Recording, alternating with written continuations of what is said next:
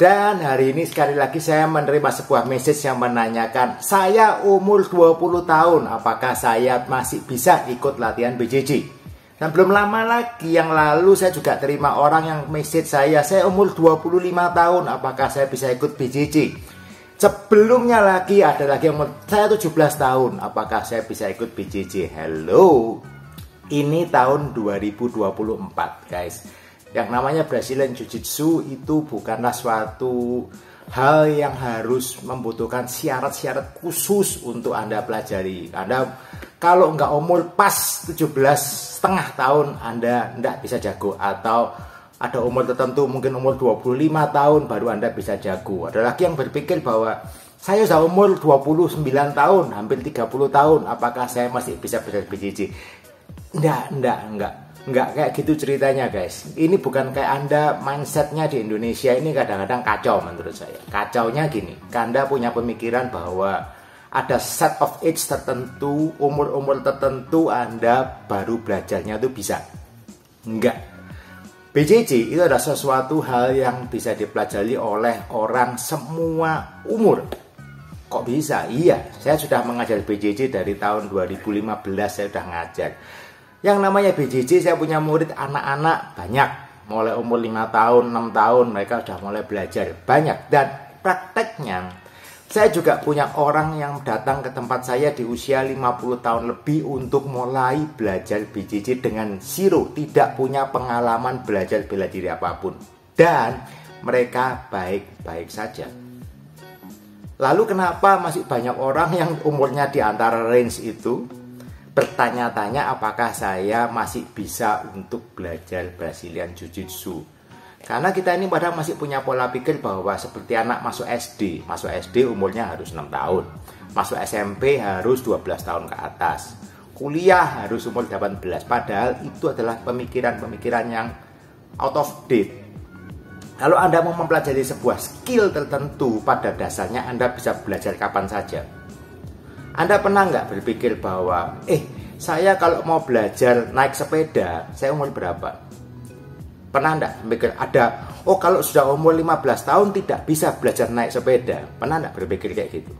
Kalau sudah umur 20 tahun Anda tidak bisa belajar naik sepeda? Ada rulesnya nggak? Nggak ada.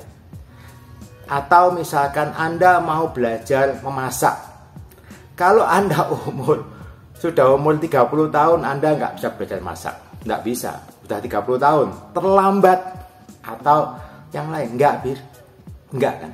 Skills itu ada sesuatu yang Anda bisa pelajari kapanpun. Memang kalau terlalu kecil, misalkan sepedanya lebih tinggi dari Anda, ya Anda nggak bisa belajar. Anda cari sepeda yang lebih kecil. Atau misalkan Anda mau belajar memasak. Kalau memasak yang ringan, yang simple-simple, anak saya dari umur 5-6 tahun juga sudah mulai bisa masak yang simpel-simpel dulu. Masak apa? Masak telur, masak indomie lah. Mereka sudah bisa dari umur 5-6 tahun juga udah bisa diajarin. Jadi kalau Anda mau belajar Brazilian Jiu-Jitsu, sebetulnya tidak ada set of age tertentu. Yang penting itu niatnya dulu.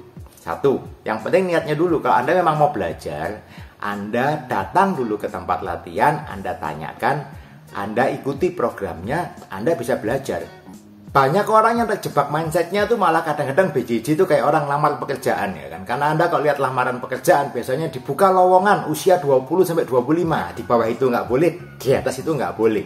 Atau ya nggak tahu lah, itu ada yang pemikiran yang kadang-kadang terlintas di pikiran saya. Orang kok menyamakan BJJ itu mau ikut kelas BJJ kayak mau ikut mendaftar lowongan kerja ya kan. Ada limitation, umur segini boleh, umur segitu nggak boleh. Saya sendiri waktu saya mulai BJJ umur 29-30 tahun saya baru mulai. Ya bukannya karena saya nunggu itu, karena di usia itu baru ada yang namanya BJJ di Surabaya. Saya tinggal di kota Surabaya, baru tahun 2009 itu mulai 2009 itu baru mulai ada yang namanya kelas BJJ yang betul-betul real BJJ. Sebelumnya yang ada itu antara judo, ada gulat, ada jujitsu Jepang dan sebagainya. Saya pernah ikuti itu semua ya kan.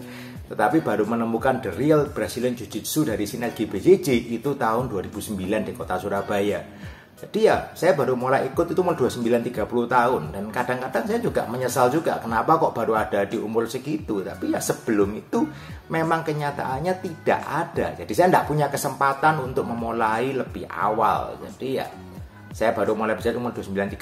Bisa enggak? Ya bisa jawabannya. Saya sampai sekarang umur 43 sampai 44 ya. Saya masih latihan sampai hari ini dan saya melatih juga. Saya latihan.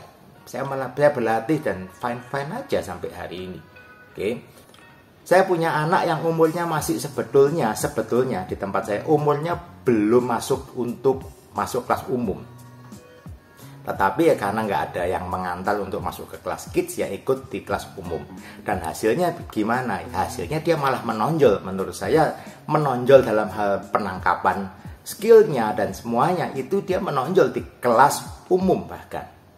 Tetapi tentunya kita juga mesti ngomong limitationnya bagaimana ya. Limitationnya secara size karena dia masih kecil.